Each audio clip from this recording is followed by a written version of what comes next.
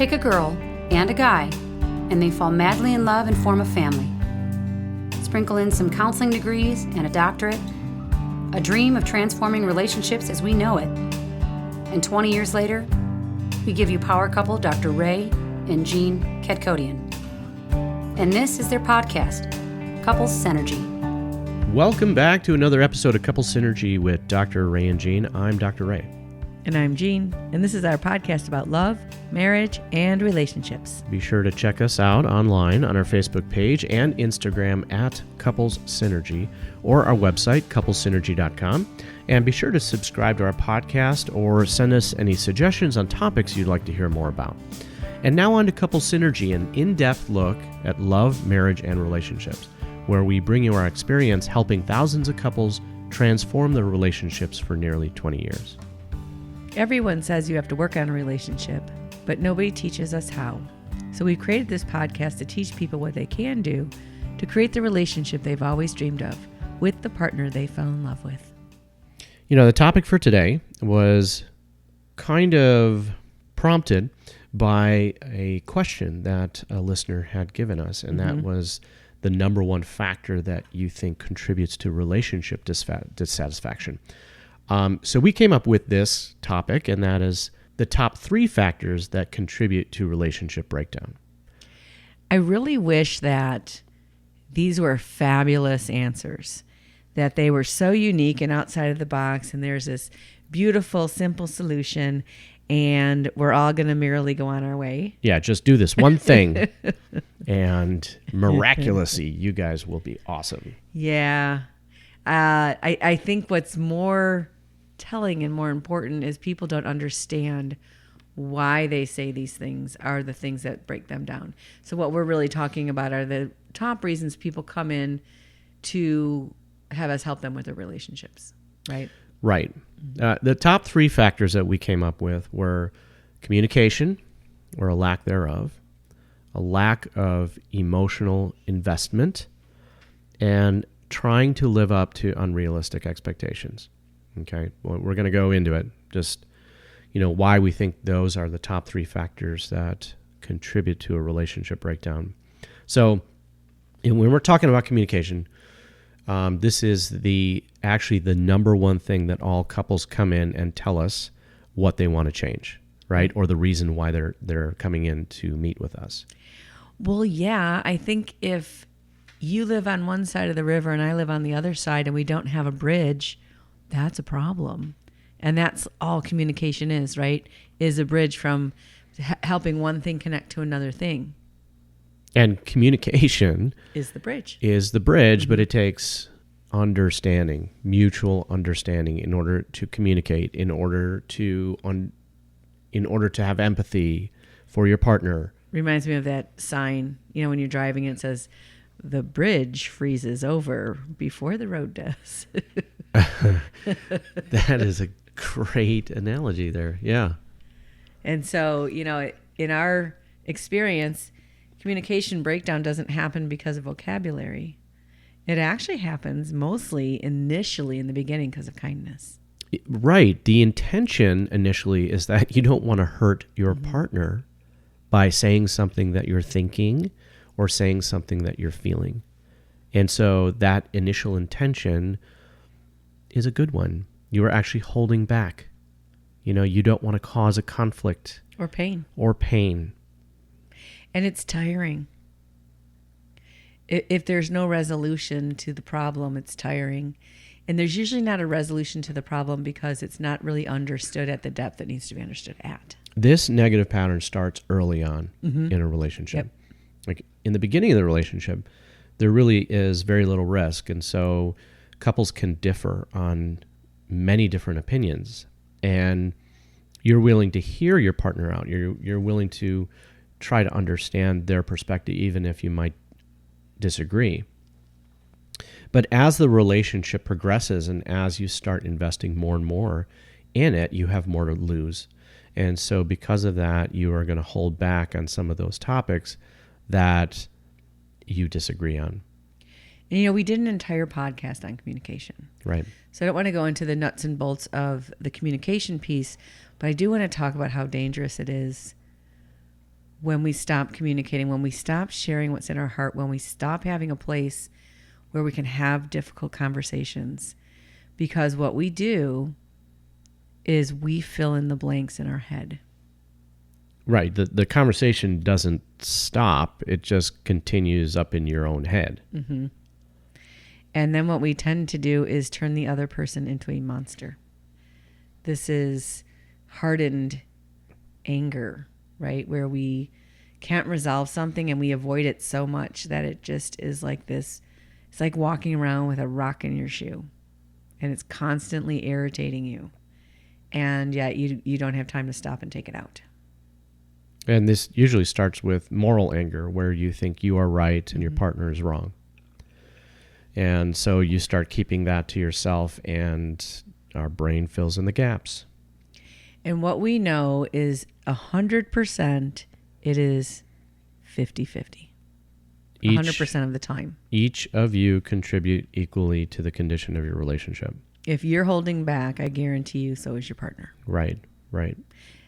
What it feels like is that your partner's getting their way and you're getting shafted. That's what it feels like. Mm-hmm. But it also feels that way for your partner because they're also bending and molding in a certain way. Because we teach each other how to treat ourselves, right? Right.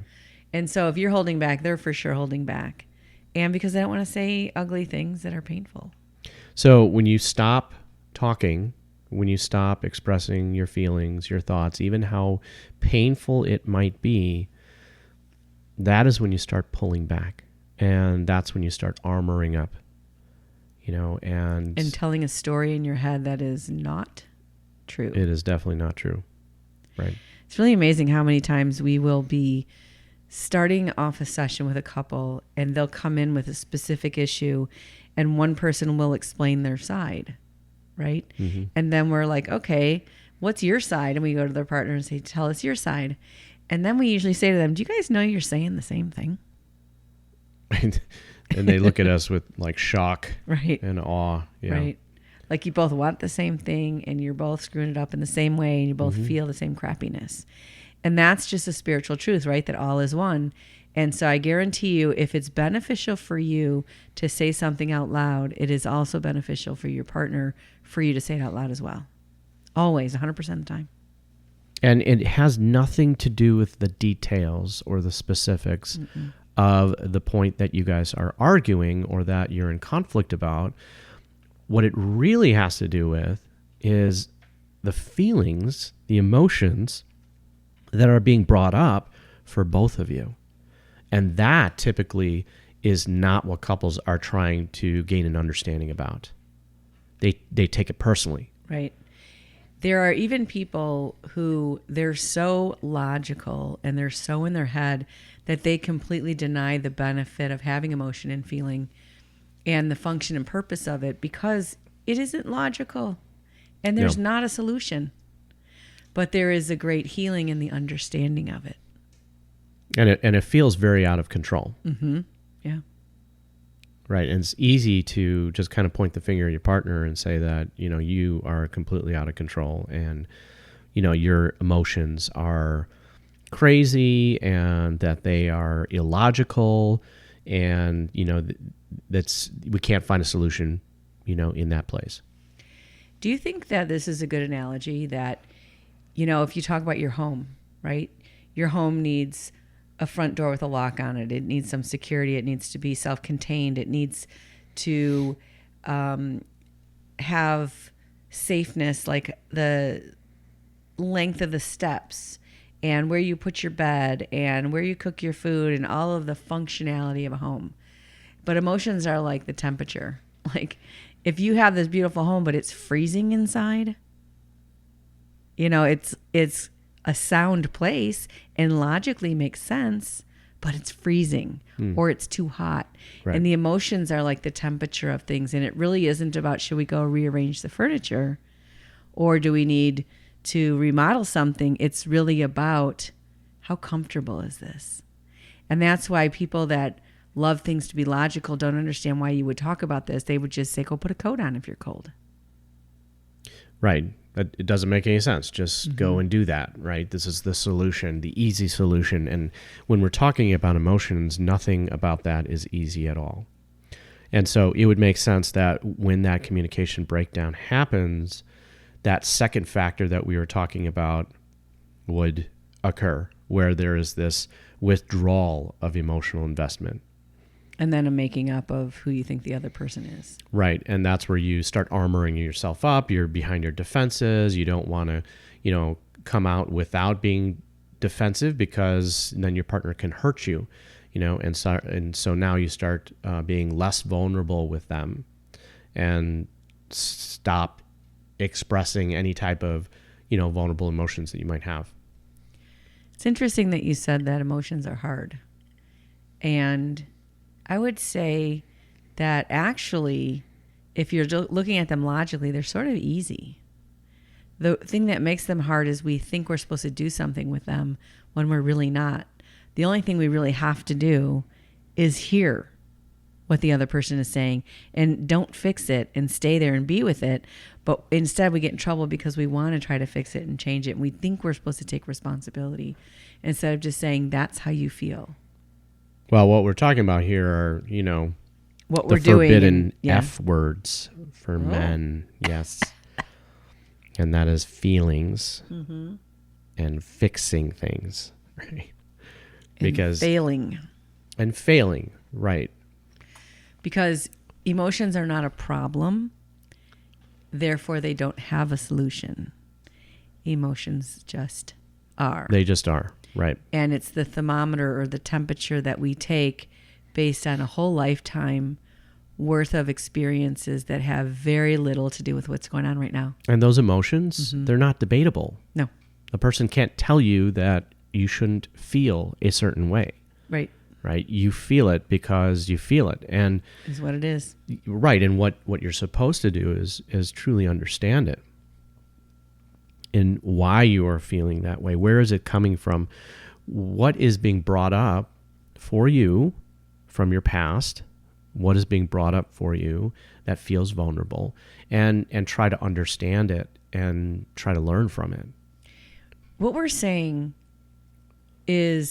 sounds very logical, but it isn't something you can learn by hearing about it. No. It is like reading a book about how to ride a bike. It still doesn't mean you know how to ride a bike. You still got to get on that bike and fall down a few times. Right. Yeah. So this is what we do in the Couples Intensive Weekend is we actually take you through the experience of understanding what happens when you don't fix emotions and when you share them in a safe environment.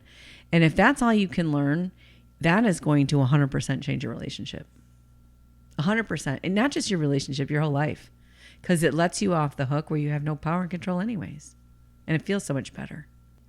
With that third factor of trying to live up to unrealistic expectations, I think this is a really big challenge for a lot of couples today.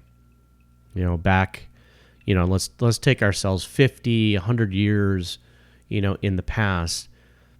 We were not bombarded as much as we are now when it comes to outside expectations and how couples should be and what kind of man you should be in this world and what kind of woman you should be in this world and, this and that and what you are supposed to live up to.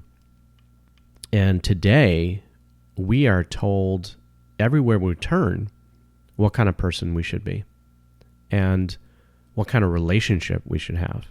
So in our Thursday couple, Steve and Marnie, that talks about the overculture and the expectations that come from, and we talked about this in a prior podcast as well, of what we learned growing up Catholic in the suburbs of Chicago, and they grew up Jehovah's Witness in the same place.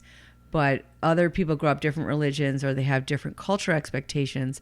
But I think what's changed today from 50 years ago, I think the overculture had a much bigger opinion about how you should live.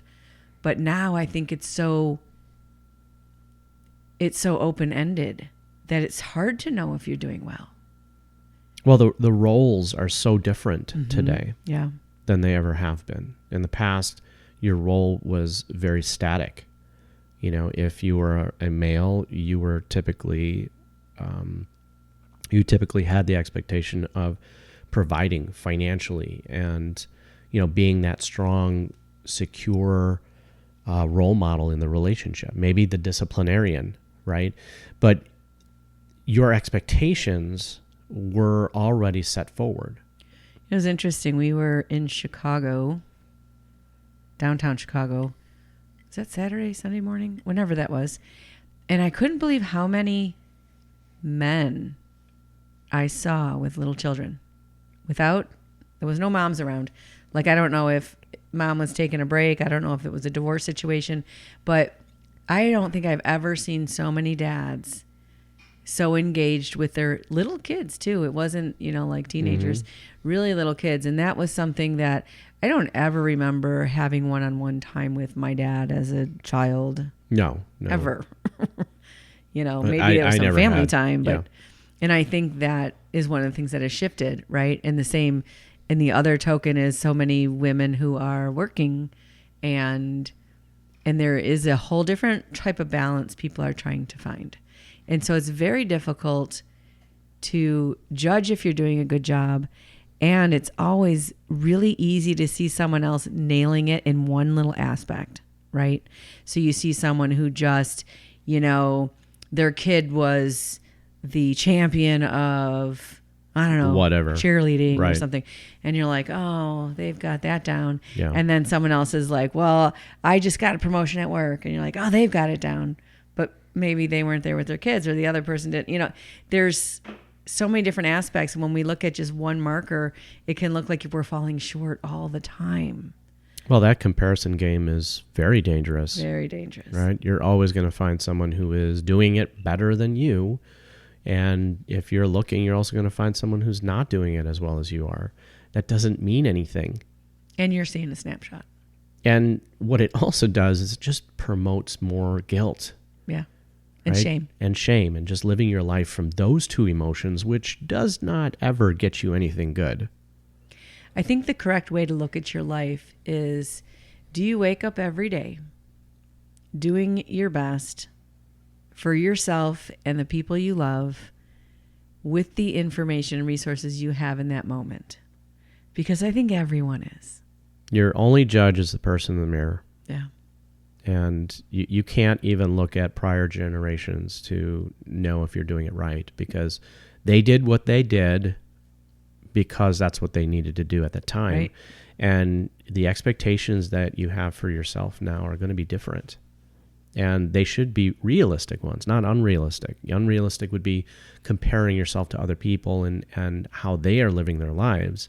Your relationship is unique, and you are going to play off of each other's strengths, hopefully, and be able to navigate around each other's limitations. That is the challenge for every relationship. And that changes day to day, week to week, month to month, year to year.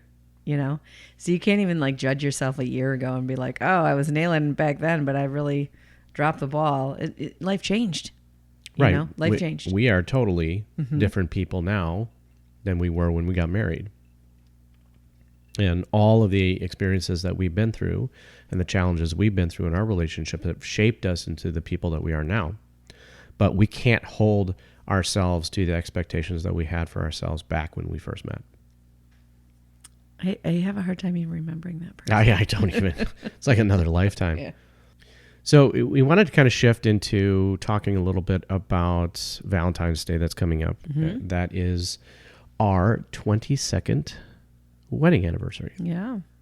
And we like to celebrate our anniversary every year. Don't get too nauseous out there that is on Valentine's Day. I think in our first podcast, we did mention that it was not our first choice, right? Our first choice was February 21st. Right. But the church was not available that day. It just so happened it was available on Valentine's Day. So it made selecting colors very easy. Right. Right. Well, and red was my favorite color. Yeah, there you go. So there was that. And, another little bit of trivia is we were married by my Army chaplain, Father Jerome Listecki, who is now the Archbishop of Milwaukee. So that's pretty cool that, that was some good energy that merged us, I think. Yeah. Yeah. Very cool. Well, in preparation for our anniversary podcast, which will be airing on February 13th, we have kind of put out different questions to a lot of people as far as what they would ask us about our relationship, right? Yep, because we're going to share our story on Right. February 13th. And there are several questions that kind of came about of all the responses that we are still getting that we thought we would kind of start talking about, right? And start answering some of those questions. Like that one question of number one factor that you think contributes to relationship dissatisfaction. And so that, kind of prompted us to come up with the 3 factors that we see. Yep. But another question that came up was, have you gotten into a major argument where you didn't speak? And if so, for how long, and how did you resolve it? So we have not Ever fought. ever fought. No, we are absolutely perfect. And I don't know what's wrong with you people out there, but yes, we have fought in our past. In 22 years, absolutely we have fought. And sometimes we've had some big shindigs come about. But there are times that we do give each other the silent treatment. Mm-hmm. I think we did last week. Yes, that was a day and a half. Yep.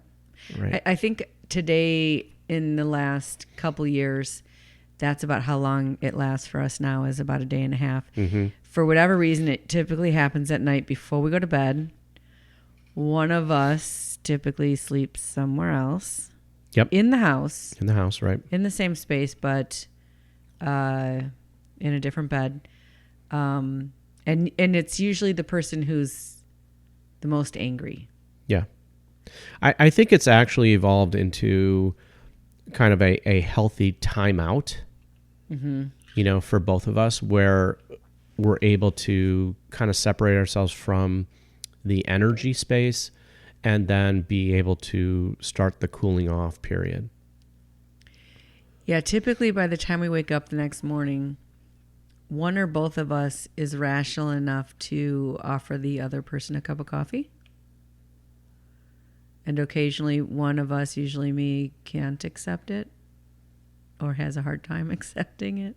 I think I have a harder frozen experience when I'm hurt or angry than you do, where your hurt is more like you don't like the pain of it, you want it to be over. It's more acute. Where I'm more like protective and trying to defend and guard myself, so it's harder for me to soften.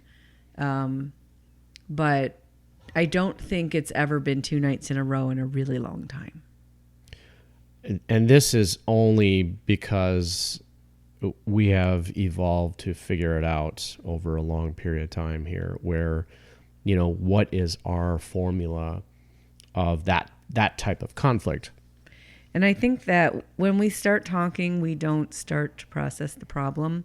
We start talking because there's logistics with the business or other things socially or something we have to do. And so we kind of reestablish our partnership based on logistical things until we have a time that feels kind of safer and calmer where we can finally resolve whatever was happening. And I think for me personally, I need the time to figure it out myself. I'm very reactive. When I'm hurt, I'm extremely reactive, and I don't always understand why I'm having such a strong reaction, but it's really fast and very reactive. And so it takes me a good chunk of time to really understand it before I can explain it to you. So we're talking about how we manage that now, but there has definitely been times in our past where we were not so good at managing it, or that period of time and not talking to each other was a lot longer than a day and a half. And there was a time when we were arguing a lot about co-parenting, because I'm a stepdad, and at the time a stepson was, kind of going through some challenges, and, the two of us really argued about how to handle those challenges. And there was a period of time where it was about a week, I think, that I stayed in a hotel and that we did not talk very much at all. Right. Yep. I would say this was in the first 5 years of our marriage. Yeah, So it was definitely during that time. Yeah. quite a while ago. And it got to the point where we weren't really resolving things. You were angry most of the time, and angry in a way that didn't feel very safe, either for me or the kids. And it was sort of like, you need to go and figure out a different way, because nothing else is going to change. The kids aren't going to change. We're still going to have these challenges, but you can't do what you watched your dad do, or what I watched my dad do. Right. And so, and I know I went through this without you, because I became a mom and I was a single mom, but I had to learn a different way of disciplining than what had happened to me when I was a kid. And it was a really hard thing, because again, I'm very reactive, and the reactivity is the thing that makes you just lash out. And I think up until then, we had not figured out that timeout, kind of cooling off, Right. Kind of function there. Mm-hmm. And, this was obviously a really huge way of doing that. But I think it set things in motion for us to get to where we're at today. What was that time like for you? That was a really difficult time. It was very scary, and I felt very alone. And so it really kind of gave me a perspective of what I would be leaving behind, if we weren't able to rectify things. So I think that perspective was a good one, even how scary it was. I would say the opposite is true for me, that I think there was a line being crossed that was unacceptable to me, that I was willing to go it alone if that didn't change. So, and this is something we talk about, that it is very appropriate in your relationships to have deal breakers and to have high expectations for your partner, because without that, we kind of go willy-nilly. If you live your own life with discipline and expectations, then it makes sense to bring those into your relationship as well. Because being held accountable and having expectations, it formulates a pattern of growth that you can then reflect on and change if you want to. But without those markers, it's really difficult to see where you're headed, especially as a couple. Well, when we're talking about this, these periods of time where you don't speak, I think that those periods of time can be very beneficial for a couple, right? Those periods of time can be used for that self-reflection in really understanding what your piece is in the argument, right? How you contribute to that conflict, and what you have power and control over changing. And so it is okay if you have those periods of time where you guys separate, and maybe you're not speaking during that time, and that's okay, because it's better that you're not speaking than escalating the argument and escalating tensions anyway. Would you say that we would follow the rules of the walkabout during periods of time like that? Absolutely, yes. Because I think the danger of that is one person feeling abandoned or threatened in some way. And so our rules of a walkabout are, when you take time for yourself, you spend it with yourself. You don't spend it with other people. You don't run off to talk to someone, right, about your relationship, and blab to, all these other people to get them on your side. Or distract yourself. Right. So you don't read books, you don't watch TV, you don't listen to the radio. You don't want any external influences. You just really want that to be a time of self-reflection and understanding where you are and what you need, and at the same time, keeping the relationship as safe as possible. And the person who chooses to leave should also be the one who initiates coming back together and discussing what happened. Right. Or that period of time that you're apart, you shouldn't use it distracting yourself in any way. So that means not going out to the bar and just, chatting it up with people and distracting yourself in that way. There are two other questions that kind of came up. and I'm thinking about just combining the two of them, and then we can kind of answer it. But Okay.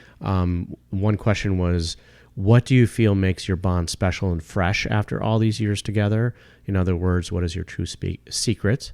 And the second one is, tell us all of your secrets, and how do you balance working together, raising kids, and keeping the love alive? I think those are pretty related. And we can kind of talk about that. Like, how do we keep our bond special and fresh after almost 23 years together? I love that question because it speaks to something that is impossible. And that thing that's impossible is a thing called stagnation. Mm-hmm. Because the nature of everything is that it changes. Probably the only thing that's the same about you from the day you're born is your name. And my name isn't even the same from when the day I was born. My first name is. Right. But the height that I was, the weight that I was, the hair color you had, the hair color I had or hair color you had? Both of us. Yeah. I mean, everything changes, right? Everything changes. Right. I have a lot more gray now. And it's because of those changes that it can't get stagnant unless you keep chasing the past. And we hear that a lot when couples come in and they say, I just wish it was the way it used to be. And they're so missing the point. Because it's impossible. Right. Like, would you go back to high school? No. No way. No, nor would I go back to the beginning of our relationship. No. I mean, we are so much more connected now than we were back then. We were prettier back then. It doesn't matter. It really doesn't matter. Everything changes, everything evolves, and so must the two of you. And I think that that's really where couples get into trouble, is they try to go backwards. They try to kind of replicate the past. And it's just not going to have the same kind of meaning as it did back then. It's an interesting thing. Like, when we travel, we are always looking for that new experience. And let's say we find a restaurant and it's fabulous. And it seems like every time we go back, it just does not have that same experience. And it seems so magical the first time. And the other problem people have is they don't realize they're a different person, which means you have to relearn who your partner is and how they're becoming and how the relationship is transforming. And that happens because we can relate differently when we do new things. And if you try to do the same thing over and over again, which most people do, right? They sleep in the same bed, they use the same sink, they drive the same car in the same way to work every day, and they sit in the same place when they watch TV, and they sit in the same place when they eat dinner. And all of those things are the same, but it's a different person doing it. Just a little bit, just a little different every day. And, those routines might make you feel comfortable. Mm-hmm. And that consistency, makes you feel more secure. But it doesn't add to the relationship, doesn't make it special and fresh. Well, it's not true. You're a different person doing it. You just forget you are. Right. Your hair is a little different out of place, or you have different clothes on. You're just different. And, if you kept looking at your person as this new version of themselves, like, how many times do you do that with your phone? And then your phone upgrades itself and you have to figure out something else. Oh, God, I hate that. It's constantly updating. Yeah. And, things I think about that were passions of mine 10, 15 years ago, I don't really care about anymore. And then there's other things I'm learning that are just brand new and they're exciting and they're fun, and you don't even know I'm learning them. Right. Well, I think that does point to the fact that human beings resist change. It is not something that is comfortable for us initially, but if you embrace change within your relationship, that is where it feels fresh. That's where it feels new. That's where it feels where you are getting to know your partner in a very different way, versus the same old. I love being at a party and someone asks us, what's new? And I love having something to say. And I really hate it when we have nothing to say. Yeah, right. And so, do that in your relationship. Ask your partner, what's new? And if nothing's new, go create it. Because you have 100% control over going out and doing something new. Whether you're going to a different restaurant, or walking a different way or sitting in a different spot. You can do something different. Right, or working on a new goal, or trying to learn a new task or skill. That it adds to just the nuance of life. And if you are doing that together, then that's what strengthens that bond between the two of you. And if you need any ideas about that, stay tuned for the 22 Date Night Challenge, which is coming up also on February 14th. And we're going to give you 22 ideas of things that you can do that are new and different and not too expensive. And so we want to thank you again for joining us today and listening to Couple Synergy. Our passion is in helping couples have happy and healthy relationships, and this podcast gives us a fun way of bringing our knowledge and expertise to you, our listeners. Because we're talking about doing new things, and podcasting is a new thing that we've been doing. Well, it's been about a year, but it's been a lot of fun. And we hope that by listening to this episode, it's not only beneficial for your life, but also your relationship. So for all you listening, please subscribe to our podcast and please leave us a review on Apple Podcast. If you have any questions, comments, or topic suggestions, you can email us at contact@couplesynergy.com. And for more information about Couple Synergy and our programs such as Relationship 101, the Couples Weekend Intensive, and our premier program called Couple to Couple, look us up online at couplesynergy.com. And we'd really like to thank you for giving us these topic ideas. Keep them coming in. And if you have asked us a question and we haven't answered it, stay tuned because it's coming up in a future episode. And if you know someone who could benefit from this podcast, please download it and share it. And thank you for listening. Until next time, synergize your life and synergize your love. You have been listening to Couple Synergy with Dr. Ray and Jean Ketkodian. Couple Synergy was recorded, edited, and produced by Dr. Ray and Jean Ketkodian. Voiceover and music entitled Breathe and Let Go was recorded and composed by Gina Gonzalez.